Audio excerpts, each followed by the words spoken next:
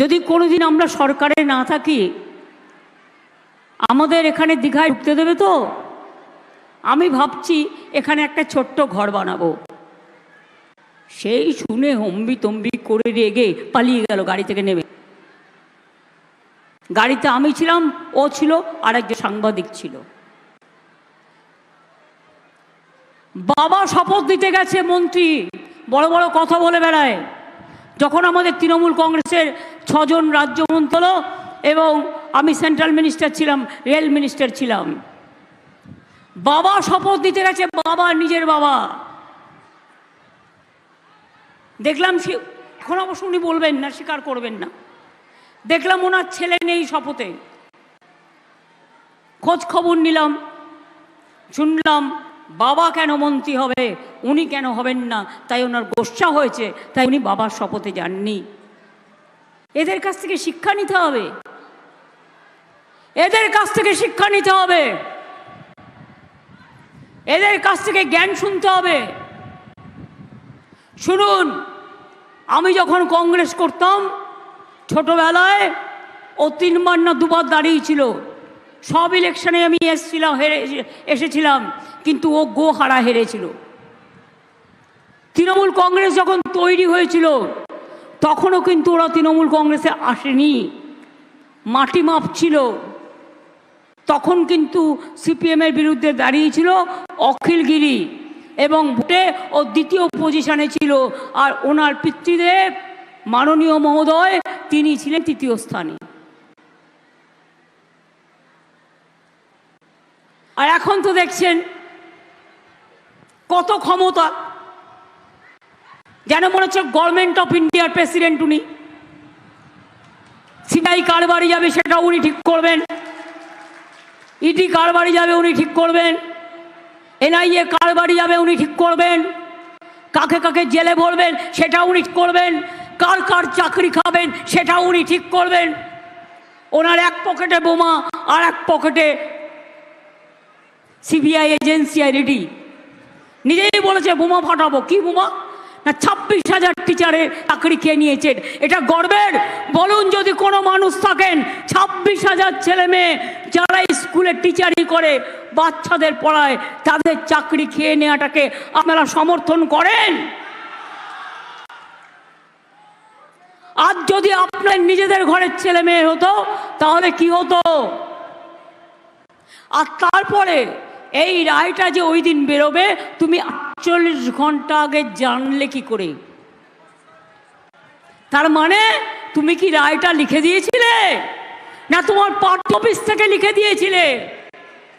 এই যে 26,000-এর চাকরি খেয়েছো, 2.5 লক্ষ পরিবার আজকে মৃত্যুর সামনে লড়াই করছে। একজনের কিছু হলে তোমার বাড়ির সামনে জানবে, এরা কিন্তু আসবে, এরা কিন্তু বিচার চাইবে, এরা কিন্তু বিচার চাইবে।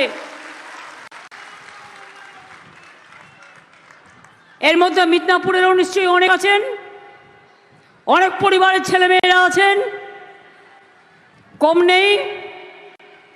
আমি কিন্তু বলছি, আমরা কিন্তু আপনাদের সাথে আছি। আমি এর শেষ দেখতে চাই।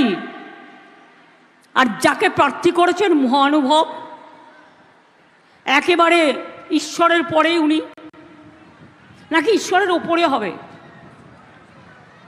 কোথায় কোথায় স্টুডেন্টদের চাকরি খেতেন, চাকরি যারা কর্মপ্রার্থী চাকরি খেতেন। আবার 4 সপ্তাহে 12% শুধু টাকা ফেরত দাও। আপনি সারা জীবন কাজ করে সারা জীবনে যে টাকা খেয়েছেন, আপনি শ্রম দিয়েন, আপনি শ্রমের পরিবর্তে টাকা কখনো ফেরত পাওয়া যায়? যায়? একই ফেরত আমি চাই, দিতে হবে। আর যিনি এখানে এই ছাত্রছাত্রীদের চাকরি খাওয়ার জন্য প্রথম হাত মেরেছিলেন, প্রথম সই করেছিলেন, এই মানুষটা আজকে আপনাদের এখানে দেবাংশুর বিরুদ্ধে লড়াই করছে। আগামী দিন ওনার কাছ থেকে বিচার পাবেন? কোন বিচার পাবেন? বিচারকের উনি হচ্ছেন, কি বলবো, ভাষা আসছে না,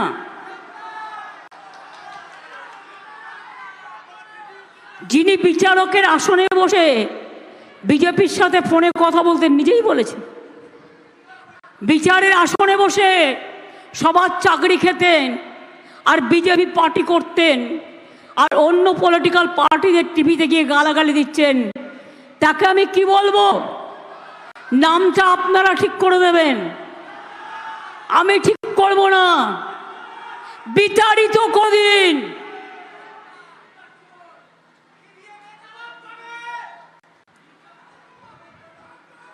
লোডশেডিং করে, ইভিএম চুরি করে নন্দীগ্রামে আজও মামলা ঝুলছে কোর্টে।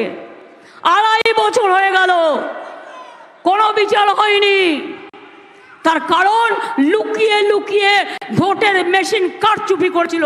ইলেকশন ডিক্লেয়ার হওয়ার পরেও এ কাজ যারা করেছে তাদের মনে রাখবেন, ঈশ্বরও ক্ষমা করবে না, আল্লাহও ক্ষমা করবে না।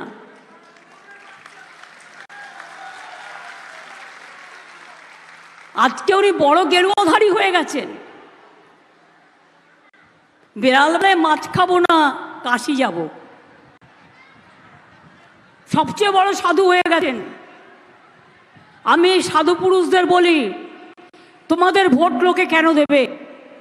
100 দিনের টাকা দেবেন না, এই শব্দ কে বলেছিল?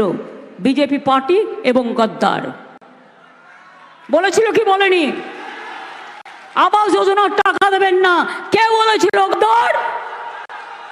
বাংলার রাস্তার টাকা দেবেন না, বলেছিল কে? গদ্দার। আর বলে বেরিয়েছে তৃণমূল নাকি চুরি করেছে। তাই ওরে তৃণমূল চুরি তোর থেকে শিখেছে, তৃণমূল চুরি করতে জানতো না, তৃণমূল চুরি করেও নি। তোদের মতো কিছু অপদার্থ থেকে, তোদের মতো কিছু অপদার্থের জন্য আজকে তুই পালিয়ে গেছিস আসল কাজটা করে বিজেপিতে, যাতে সিবিআই না ধরে, যাতে ইডি না ধরে, যাতে ইনকাম ট্যাক্স না ধরে, যাতে এনআইএতে না ধরে। আর 10টা দিয়ে গেছিস তৃণমূলের ওপরে। কিন্তু তৃণমূল মাথা নত করে না, এটা মাথায় রাখবেন। তৃণমূল মাথা নত করে না, করবে না। 350 টিম নিয়ে এসেছিল এখানে। প্রতিদিন চকলেট বোম ফাটলেও এনআইএ, কালী ফটকা কাটলেও এনআইএ, ধানি ফটকা ফাটলেও NIA. Government of the agency, by the agency and for the agency. আজকে এই হয়ে গেছে ভারতবর্ষের অবস্থা। আপনারা এনআরসি সমর্থন করেন, এনআরসি সমর্থন করেন। এনআরসি হলে কি হবে জানেন তো? তা গদ্দারকে প্রশ্ন করছেন না কেন? আমরা সবাই দেশের বাইরে চলে যাব, আর তুমি একা ফুটবল খেলবে? বাবা বলো, তুমি হাফ প্যান্ট পরে একা ফুটবল খেলবে?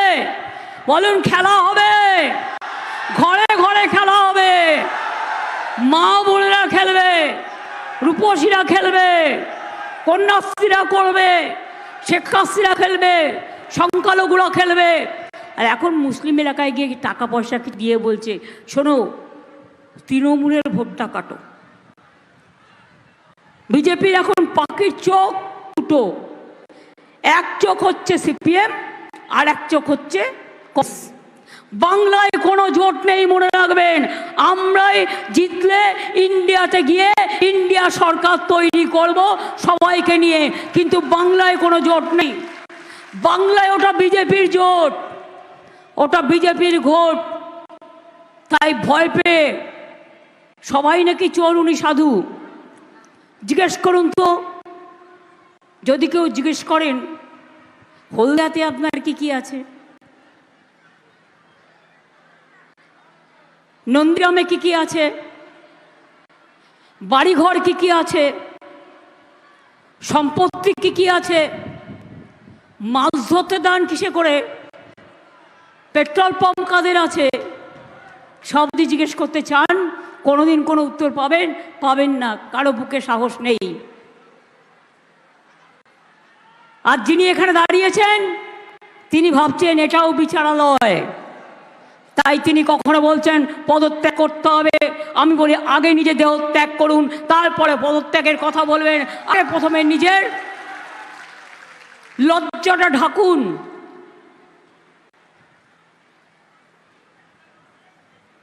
নিজের লজ্জাটা ঢাকুন।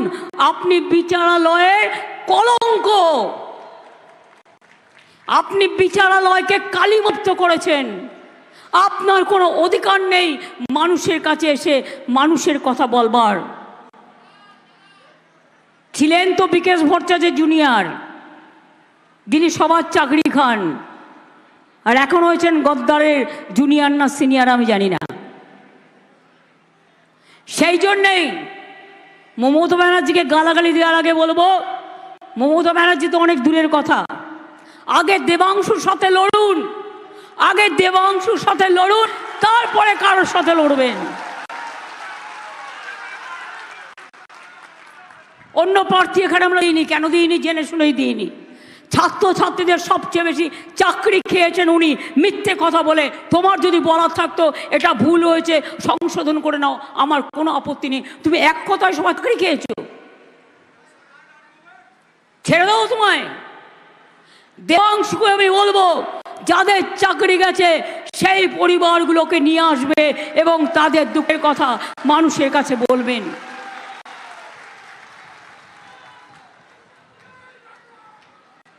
প্রশাসন গেছে কোর্টে, প্রশাসন প্রশাসনের মতো করবে, ছাত্রছাত্রীরাও গেছে। আমি সারা বাংলার সমগ্র মানুষকে বলবো, দেখুন আজ যদি ভাবে 26,000-এর চাকরি চলে যায়, 2.5 লক্ষ পরিবার, তাকে বলছে 8 বছর কাজ করেছে, ওই 8 বছরের 12% সুদ সহ সব টাকা ফেরত দিতে হবে। একটা শ্রমদান করেছেন, শ্রমদানের বিনিময়ে সে টাকা ফেরত দিতে পারে? একটা লোক কাজ করেছে তো, স্কুলগুলো চলবে কি করে? ছাত্রছাত্রীরা থাকবে কোথায়? পড়াশুনো করবে না গদ্দার তৈরি হবে? মানুষের মতো মানুষ তৈরি হবে না গদ্দার তৈরি হবে?